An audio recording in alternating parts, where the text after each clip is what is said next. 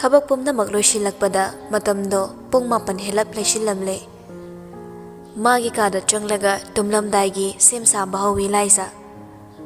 Ayuk nungthilda ko chen duna langlurabasu chiklaba matamsida thamoigi wakhal lando horagle. Pulliba samdo lokthoklaga nakalamada pulap thadaruduna tapna hatli. Haizabagi wani yumnak sagai onduna mapuroibagi nakta lairuraba mana mathanda tarak karamna nungaigani. Hatliba samdo leptak tauraduna laisa chimbalda tapna solai. Yambungdubu chak charamladra. Ai leitabado madi nungairamgani ko. Ai basuk nungsidabanina madi ai ningsinglamboy ko. Haina laisa mairababu ningsinglaga mapido tapna tarakle. Adubu makha taba pirangairamda iliba phiziduna mapidu taithoklaga thongnawdu tamna lai. Chiklaba ahingi inglaba thaballuda karigumba amadi tamninglai. Magidama wahai khara chemai amada. Thariba table aduda tapna phamtharagle. Marol naina thamliba dairi macha singdo ama laukthoklaga makhutta kolom paiduna iba hawi. Awaba mapau ado angauba chemai aduda tamzabagum irei mayek thokna. Malangna humki lapna poki ningamdabagi wari ahangbada tinki maso nangi napa yaukide. Thawan michangna diyada mitsel khangli ningaidana. Nakin thagi kanglaba upalna yening thangai bagum aina ngai ki nangi na pau khumpi kide. Ningsing labaso warori nok labaso chaina phawi thamoi pandaba minungsi khangdaba magidama wararoi khanna wadaba ngamda lelibani mabu ningsingduna. Somdaso chapmane amhani inthokluba khutsa ani adubo chaina sumana phangori. Terrace ki ahangma mafam aduda family makhutta thakpaloidaba churuk machai ama pairaduna phanadi yamna thaksankraba mali. Piktakpa cigarette can machado churuk mathina pik thalli. Kanaga sanarugani wari mathanda sonjaba natta. Hingnabido aina sum ningsinglise karigino. Ningsinglaroi mani inakta lakpadi magi kanaba fangnaba lakpani. Aina apang taduna mabu konsilaga thamnaba honarubani. Nang yawdrabasu punsini amuk hanna yengloi nanaktasu chatloi. Ngasai makai manakta kana leirabra khallubani adubo magi nakanda kokil duso tasanduna leiramli. Ngurung ngangduna khonglakpaduda mera bahai fet leiduna yenglaga nangsu chatlagiro napugi nakta moirangda thinbiura. Leiruro nangsu moirangda chagat yam khongi taningde. Mangakta fet leiduna yenglai. Mera basu sordu tapna hontharaga churuptu chingduna laikre. Nongi mapaina mamsilaklaba hangba tiyado koina yengladuna.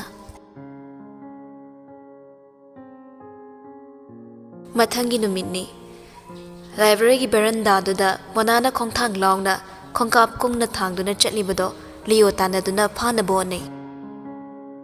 Ngai khwaibani ngawrbo nangbo siba tare haibani nangbo mungta topthokei dorage. Mona chatlambadu chapleblaga leo da sauni yenglei. Kari tapthabano aduk chamkhraba miduda noina khanbiri do kaino ai pharakano yamungdo engangnaruge. Karamba angle dano mana sizabulana laurise ai madu khangba pami. Leo mathasana no yamungdo ngawrabani haiba nangna amu ngangsiluradi saurinena magi manai mayamduda manga kakthalu kaina ya thang tawkhradi ai khaktene mangjadoise. Aduna nupi nang gyan taw ai nang yawdana hingwa ngamoiba. Matangduda karen phurakpaduda mona Leona paiba makhutto laktana kanthatlaga amu chakige tawi. Handamukso Leo monabu tahata faraduna ngai khwaiba nangbo wasi tapna khanaseba. Mona khonwa khatuna lauri. Kari tapna khanabano mara leitaba midala na khanbase noi yauna bira. Sisa do noina kaiso oiramdaba yai. Adubu aigidi imung manungni Kana leite, kana su khanglore matagum, ngammena pangtok toba yabro. Thado, ai ambungdo bebardam ta khanaruge. Aroiba wahi parengduda Leo nokthoragli, nokna khumi maso. Gyan yam taina nangde. Mana sauraga nupaduna noklakpaduda, Mona mamit khana yengi. Handamukti Leo nokpado khara taptharakli. Monabu makhut pairaga nakanda leriba phamdada phamannabu ani. Yade nupido muktuna lei. Adubo Leona namdana phamankre. Masu nakanda amuk tapna phamtharakli. Handamukti anido tumin lainakre. Ngayak asunna leiramlaga Mona tapna hairei. Sisado yam chambani. Leo tapna. Ekoi sumit ui. Top amadi palibanina. Migi magunse maithong yingbada khangba ngambi haibasu yai. Adubu Mona nangna khangdaba wari yam lei. Thaina ahalsingna hainaramba ningthaugi marup leite haibado. Masiga loinana mi khudingma phajaba mityeni yengluba yade. Mona Leoda yengladuna adubu asingmadudi thidokpiba yaidana. Sisado mitop nate yambongi loinabini. Leo su yenglei aduga nokmi khommi pakhum oina.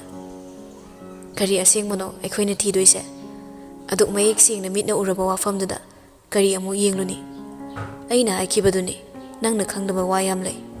Masi ekhoigi hongnabini. Khanglaga khagda tokpani. Imasigi mini khanglabasu. Iminei khongna uba thaba amatta tawraktabana. Ekhoina sijabu laithokna thambani. Adubu handaki matangsimadi Home Minister resign tawbagi wadasu nate. Nakhoi tamabu mara leite takadoriba pasamni. Masibu tarai yeknabagi mafamda pithoklambasidi masana thamoi kaiba tabani. Huzik mairabada kaisu hairuba yaroi. Masu magi wakhal khanbagi matam laukhisanu. Hairibu warisingdo munna tarambani. Adubo Mona makha taba pamdre haibagum phamlambadagi hawalaga Leoda hanna yenglamda maikei amada chatkre. Nupadusu tanadre. Monana chatkibadu yenglaga leihore. Ningsa sor ama tapna hontharaduna.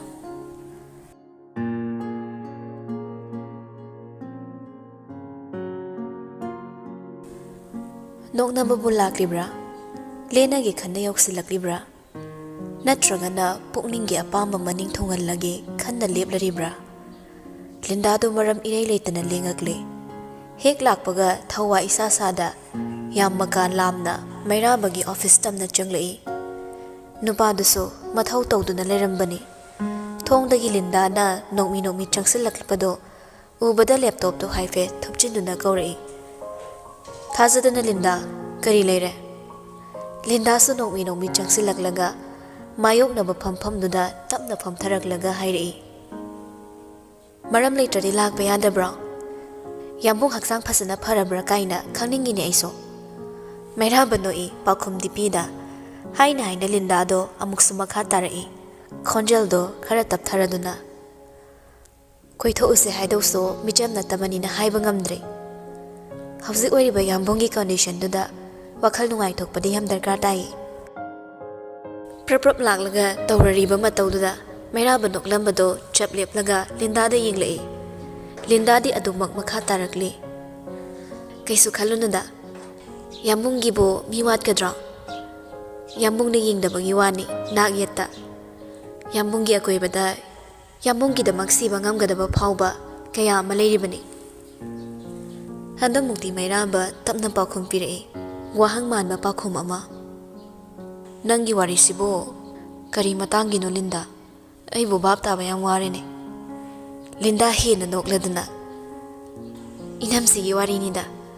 Mana yamung da torang nido ka hairadi royal punishment phawba phangba yarabani. Aduk thina betray torambadudi ekoi su nungaiti. Adasu phamung amatta da hikminnarimba loinabina. Mairaba Lindabu munna yenglaga chatkre habadi khanglamba yai. Aduga nangna duklu thana wari khanglamisina kamaina no. Handamukti Linda noklambadu chaplepi. Machin yaubada ma gyan mena matada na ngangbada khanta haudre. Adubo lamsot Bini pakhum wati ama yekta khumlei. Aisu yeknabai machani dana. Makhoi na sinaba warini. Manakta leibanina aisu loina tai.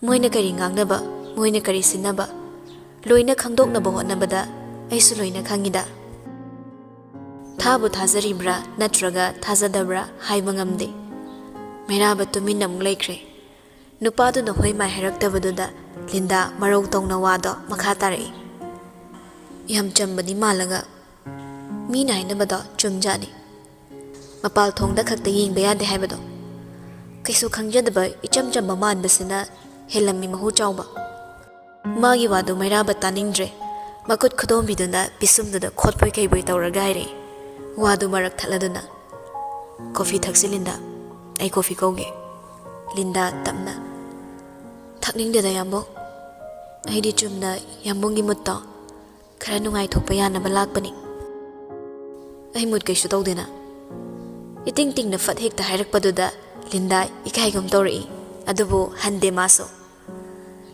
yambongna lotnaba hotnarasu loina khangida kananabu nungai doino khwaidagi nakna leigadaba yambongi minok oigadoriba manu on khatuna charamlaga karamba thamoina nungai doino adubu yambo hanjin hanjin harisini kemta khalunu ko akhoi mayam leisini yamu wakhal henba khanba yaroi Mairaba noglei noklingdana adubu mamaido tamna lei thoklaga nason pikna soli kari kupokta nege sidi maro khangrasu soli badu taradana Lindana kai haibano yambo Mairaba Linda da yenglaga noksinai kaisu nateda ai wakhal yam nungai haibani si haiduna mamaido mulai thoklaga laikre nupadugi thawa isa sadaba matauda Linda sauningmana loire adubu masu ikai khangba yaba matam nati khanduna aduma phamduna leiri mina khumningdre khanglapau makhal makhalgi wahang kya hangjinduna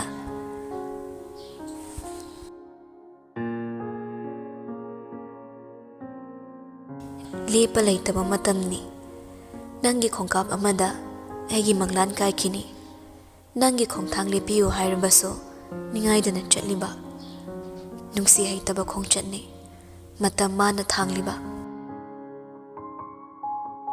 haina haina numidangi matam yorakle ningtham changlakpana ayung nungthilgi matam tension bahuraklabani thaba pumna maglureduna mahusagum magi leifamduda pothari haibatani yengliba video do hanjin hanjin yengba lepte Robert handak thokliba thaudoksi thamoi yaukibana Robert anam kanduna leire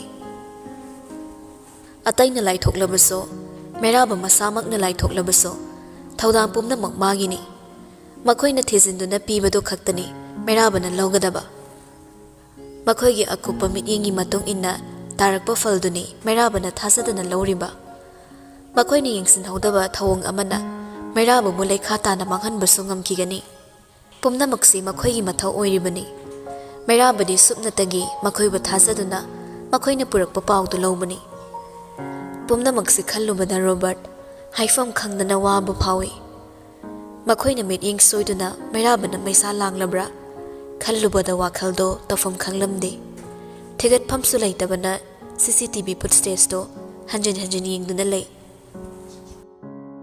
laisana file paiduna thorakpado post namlaga munna yengli loina na tapna wakhal amasu khalli mana parisidi file ama khaktani Mairabana amada puna thamlambadagi aina tonga amuk thamlambani kaino sida yam chayenabam yawrise yengni Robert makhutuna lukhamnuda tapna nalaga wakhal khalli video du hek loikibaga amuk play tawi asumna hanjin masing khangdre adubo ahongma matta ude hanagum adumak leiri handamukti Robert mathasa na makhut ani changna makok du pairaga nontharaga lei asumna ngehak leiramlaga phamlambadagi tapna hogolakle adubo mamittuna bab oida laptop tu da yenglubada masadu chaplepi hanagum amuk phamtharaklaga video du makoktagi amuk nauna yengli adubo sukyeng siludaba makhoina bab oirudaba phibam amada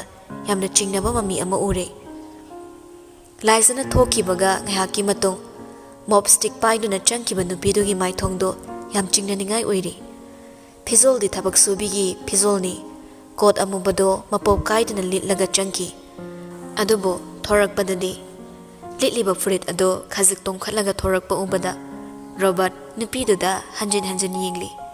Loina loina na machinda su tapna solei. Huran badi sida leiradana. Yingni Robert nupiduda mamito khuzilap hena yingsilei. Madudi nupido hana yamna chingyana ukiba mi amagi maithongni. Saong sabando hana ukragum Robert chingyana yingli.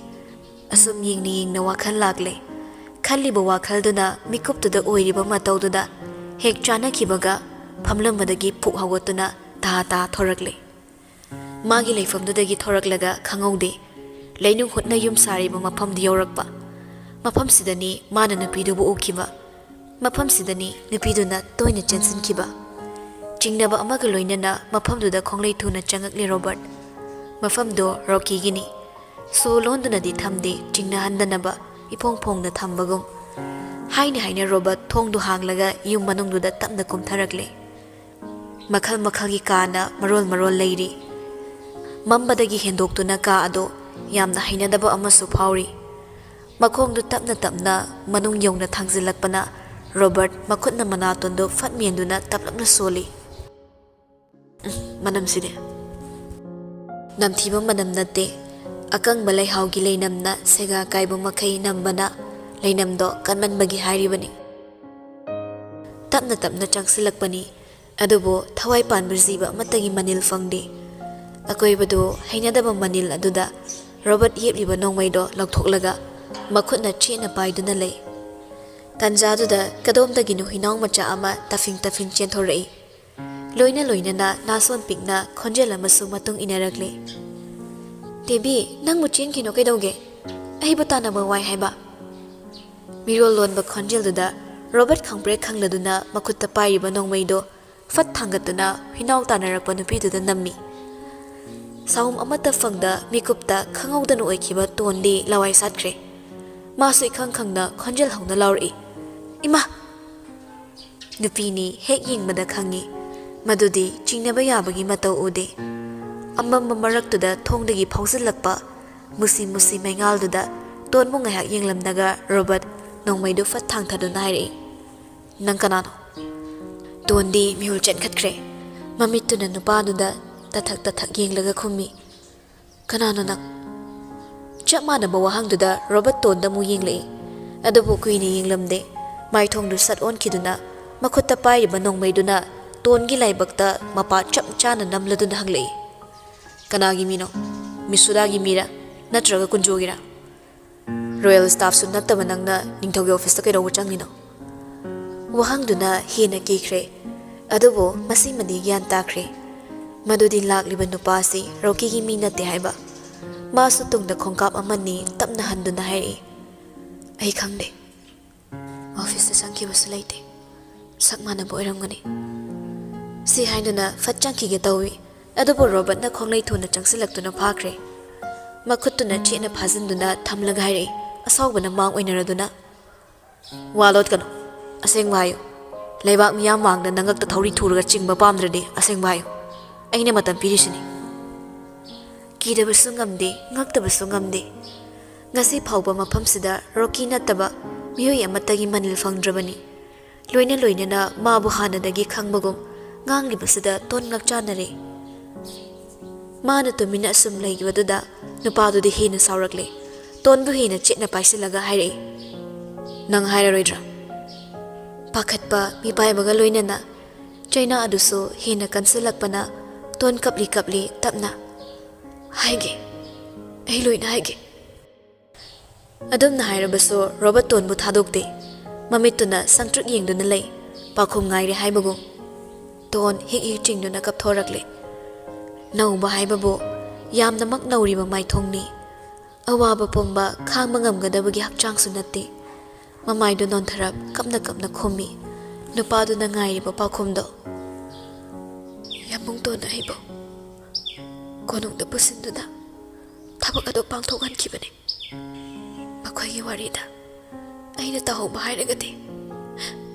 Mamai bemana sizada hairaga ining thaugi office dagi posak ama lakthokna bone. Adubo sizana wari wakhong khangdabana makhoina pamliba poto makhota yauba ngamdre haidana. Yamung Rocky na ꯑꯩꯕꯨ ꯁꯦꯟꯅ ꯄꯤꯁꯥꯗꯨꯅ ꯆꯪꯍꯟꯈꯤꯕꯅꯤ ꯍꯟꯗꯛꯃꯨꯛꯇꯤ Robert ꯆꯦꯠꯅ ꯄꯥꯏꯔꯝꯕ ꯃꯈꯨꯠꯇꯣ ꯇꯞꯅ ꯇꯞꯅ ꯀꯣꯝꯊꯣꯔꯛꯂꯦ ꯃꯃꯤꯠꯇꯨꯅ ꯇꯣꯟꯗ ꯃꯨꯟꯅ ꯌꯦꯡꯂꯒ ꯍꯥꯏꯔꯛꯏ ꯇꯞꯅ ꯃꯈꯥ ꯑꯩꯕꯨ ꯃꯈꯣꯏꯅ ꯁꯦꯟꯅꯕꯤꯒꯤ ꯐꯤꯖꯣꯜ ꯁꯦꯠꯍꯟꯗꯨꯅ ꯏꯅꯤꯡꯊꯧꯒꯤ ꯑꯣꯐꯤꯁꯇ ꯆꯪꯍꯟꯕꯅꯤ ꯃꯈꯣꯏꯅ ꯍꯥꯏꯔꯤꯕ ꯐꯥꯏꯜꯗꯣ ꯀꯣꯠ ꯃꯅꯨꯡꯗ ꯌꯦꯞꯁꯤꯜꯂꯒ ꯄꯨꯊꯣꯔꯛꯂꯒ ꯃꯈꯣꯏꯗ ꯁꯤꯟꯅꯕꯅꯤ ꯑꯩ ꯀꯩꯁꯨ ꯈꯪꯗꯦ ꯑꯩꯒꯤ ꯍꯥꯏꯕꯕꯨ ꯌꯥꯝꯕꯨꯡꯇꯣꯟꯒꯤ ꯃꯇꯦꯡ ꯄꯥꯡꯂꯨꯕ ꯈꯛꯇꯅꯤ ꯁꯤ ꯍꯥꯏꯗꯨꯅ ꯇꯣꯟ ꯀꯤꯔꯗꯨꯅ ꯍꯦꯟꯅ ꯀꯞꯂꯦ ꯑꯗꯨꯒ ꯊꯃꯣꯏ ꯁꯣꯛꯅ ꯀꯞꯂꯤꯕꯗꯣ ꯎꯕꯗ ꯔꯣꯕꯔꯠ ꯇꯣꯟꯕꯨ ꯍꯦꯟꯅ ꯃꯨꯟꯅ ꯌꯦꯡꯂꯛꯏ ꯍꯛꯆꯥꯡꯒꯤ ꯃꯐꯝ ꯈꯨꯗꯤꯡꯃꯛꯁꯨ ꯗꯥꯛꯐꯝ ꯉꯥꯛꯇꯅꯤ ꯇꯥꯔꯤꯕ ꯅꯧꯔꯕꯤ ꯃꯥꯏꯊꯣꯡ ꯑꯗꯨꯁꯨ ꯐꯣꯛꯈꯤꯕꯒꯤ ꯃꯃꯤ ꯑꯣꯏꯅ ꯏꯈꯥꯝ ꯈꯥꯝꯗꯦꯛꯂꯤ ꯃꯥꯅ ꯌꯦꯡꯅ ꯇꯣꯟꯗꯣ ꯀꯞꯂꯗꯨꯅ ꯃꯈꯥ ꯇꯥꯔꯛꯏ ꯁꯤꯖꯕꯨ ꯄꯨꯈ꯭ꯔꯤꯗ ꯏꯟꯊꯕꯁꯨ ꯑꯩꯅꯅꯤ ꯃꯗꯨꯁꯨ ꯌꯥꯝꯕꯨꯡꯇꯣꯟꯅ ꯍꯥꯏꯕꯗꯒꯤꯅꯤ ꯑꯩꯗꯤ ꯃꯈꯣꯏꯅ ꯍꯥꯏꯕ ꯈꯛꯇ ꯇꯧꯕꯅꯤ ꯍꯪꯒꯤ ꯂꯥꯏꯅꯤ ꯃꯈꯣꯏꯒꯤ ꯈꯨꯠꯂꯥꯏꯅꯤ ꯃꯈꯣꯏꯅ ꯍꯥꯏꯕ ꯌꯥꯗ꯭ꯔꯕꯗꯤ ꯁꯤꯕ ꯉꯝꯗꯅ ꯂꯦꯜꯂꯤꯕ ꯊꯋꯥꯏ ꯃꯆꯥꯁꯦ ꯑꯃꯝꯕ ꯃꯔꯛꯁꯤꯗ ꯃꯐꯝ ꯈꯪꯗꯅ ꯃꯥꯡꯂꯅꯤ ꯈꯟꯕꯅ ꯃꯈꯣꯏꯅ ꯍꯥꯏꯕ ꯌꯥꯕꯅꯤ ꯑꯩ ꯂꯥꯟꯗꯦ ꯑꯩꯅ ꯅꯠꯇꯦ ꯑꯃꯨꯛꯁꯨ ꯀꯞꯄꯤ ꯁꯤ ꯍꯥꯏꯗꯨꯅ ꯀꯌꯥꯃꯨꯛ ꯌꯥꯝꯅ ꯇꯣꯟꯕ ꯄꯨꯟꯁꯤꯅꯣ ꯍꯥꯏꯕ ꯔꯣꯕꯔꯠ ꯃꯃꯤꯠꯃꯛꯅ ꯎꯔꯦ ꯄꯥꯏꯔꯝꯕ ꯅꯣꯡꯃꯩꯗꯨ ꯇꯞꯅ ꯌꯦꯞꯁꯤꯟꯈ꯭ꯔꯒ ꯁꯣꯔꯗꯣ ꯑꯃꯨꯛꯇꯪ ꯍꯣꯟꯊꯩ ꯃꯃꯤꯠꯇꯨꯅ ꯇꯣꯟꯕꯨ ꯉꯥꯏꯍꯥꯛ ꯌꯦꯡꯂꯝꯂꯒ ꯈꯪꯍꯧꯗꯦ ꯇꯣꯟꯒꯤ ꯃꯈꯨꯠꯇꯨ ꯇꯥꯞ ꯄꯥꯏꯔꯛꯄ ꯃꯇꯧꯗꯨꯗ ꯏꯈꯪ ꯈꯪꯅ ꯌꯦꯡꯂꯛꯏ ꯑꯗꯨꯕꯨ ꯃꯥꯒꯤ ꯋꯥꯍꯪ ꯃꯤꯠꯌꯦꯡꯗꯣ ꯅꯨꯄꯥꯗꯨꯅ ꯎꯈꯤꯗ꯭ꯔꯦ ꯃꯥꯒꯤ ꯃꯥꯏꯊꯣꯡꯗꯨ ꯌꯦꯡꯗ ꯃꯈꯨꯠ ꯄꯥꯏꯗꯨꯅ ꯃꯐꯝꯗꯨꯗꯒꯤ ꯌꯥꯝꯅ ꯊꯨꯅ ꯄꯨꯊꯣꯔꯛꯂꯦ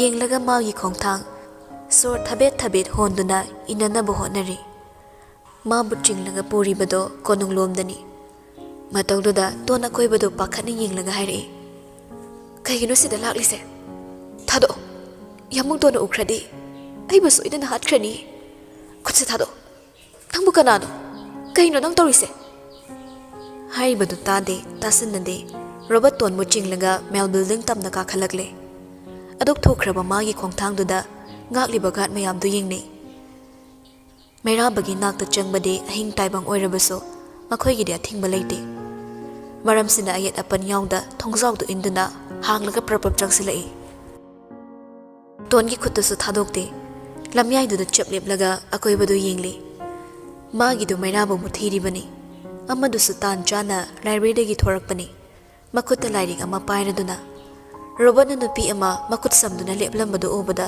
ꯏꯉꯛꯉꯛꯅ ꯍꯪꯉꯤ ꯀꯩꯗꯧꯔꯦ ꯔꯣꯕꯔꯠ ꯀꯩꯅꯣ ꯇꯧꯔꯛꯏꯁꯤꯅ ꯈꯣꯟꯖꯦꯜ ꯑꯗꯨꯒꯤ ꯃꯥꯏꯀꯩꯗ ꯔꯣꯕꯔꯠ ꯊꯨꯅ ꯌꯦꯡꯂꯛꯏ ꯃꯩꯔꯥꯕ ꯂꯦꯞꯂꯝꯕ ꯎꯕꯗ ꯋꯥꯈꯜꯗꯨ ꯅꯦꯇꯥꯏ ꯋꯥꯗꯤ ꯉꯥꯡꯗ ꯇꯨꯡ ꯑꯣꯏꯔꯞ ꯃꯈꯨꯠꯅ ꯁꯝꯗꯨꯅ ꯂꯩꯔꯤꯕ ꯅꯨꯄꯤꯗꯣ ꯃꯥꯡꯗ ꯄꯨꯊꯣꯔꯛꯂꯒ ꯁꯥꯐꯨꯗꯤ ꯏꯀꯟ ꯀꯟꯗ ꯃꯩꯔꯥꯕꯒꯤ ꯅꯥꯛꯇ ꯂꯪꯁꯤꯜꯂꯛꯏ ꯂꯥꯛꯇꯅ ꯃꯇꯨꯡ ꯏꯟꯅꯔꯛꯄꯒꯤ ꯋꯥꯕꯒ ꯇꯣꯟꯁꯨ ꯈꯖꯤꯛꯇꯪ ꯏꯟꯕꯗ ꯂꯩꯃꯥꯏꯗ ꯇꯥꯁꯤꯜꯂꯛꯂꯦ ꯃꯩꯔꯥꯕꯒꯤ ꯃꯈꯣꯡ ꯃꯅꯥꯛꯇ ꯇꯨꯗꯨꯅ ꯂꯩꯔꯤꯕꯗꯣ ꯃꯨꯟꯅ ꯌꯦꯡꯂꯒ ꯔꯣꯕꯔꯠꯅ ꯇꯞꯂꯞꯅ ꯍꯥꯏꯔꯛꯏ ꯑꯁꯦꯡꯕ ꯍꯨꯔꯥꯟꯕꯅꯤ ꯋꯥꯍꯩꯗꯨꯗ ꯃꯩꯔꯥꯕ ꯒ꯭ꯌꯥꯟ ꯉꯥꯎꯅ ꯔꯣꯕꯔꯠꯇ ꯃꯨꯟꯅ ꯌꯦꯡꯉꯤ ꯇꯣꯟꯗ ꯑꯃꯨꯛ ꯌꯦꯡ ꯍꯥꯏꯔꯤꯕ ꯋꯥꯍꯩꯗꯨꯒꯤ ꯅꯨꯡꯒꯤ ꯑꯣꯏꯕ ꯑꯔꯊꯗꯣ ꯀꯔꯤꯅꯣ ꯈꯟꯅ ꯆꯞ ꯂꯦꯞꯇꯨꯅ ꯂꯩꯈ꯭ꯔꯦ